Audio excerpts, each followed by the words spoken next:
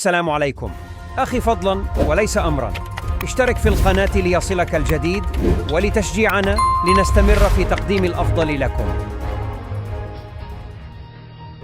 السلام عليكم ورحمة الله تعالى وبركاته.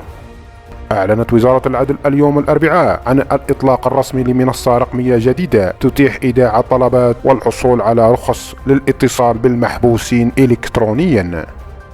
لكن قبل ذلك لا تنسى الاشتراك في القناة وتفعيل زر الجرس ليصلك كل ما هو جديد.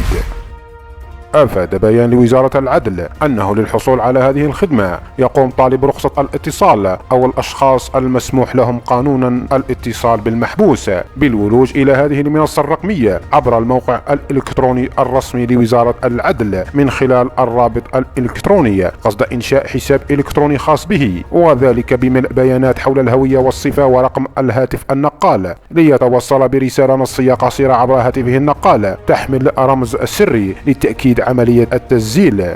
وبعد الحصول على الحساب يتم الولوج عبره إلى المنصة للقيام بإدراج البيانات الخاصة بالزوار وتحديد صلة قرابتهم بالمحبوس وتحميل نسخ عن الوثائق التي تثبت صفة المعني أو قرابته للشخص النزيل على غرار نسخة من بطاقة المحاماة ورسالة التأسيس بالنسبة للمحامين وبطاقة التعريف الوطنية وصفحة من الدفتر العائلي التي تثبت صلة القرابة بالنسبة لذوي المحبوس. ونوهت وزارة العدل أن كل حالة غش أو تزوير في الوثائق أو تصريح كاذب يعرض صاحبه للمساءلة الجزائية وفقا للتشريع الساري.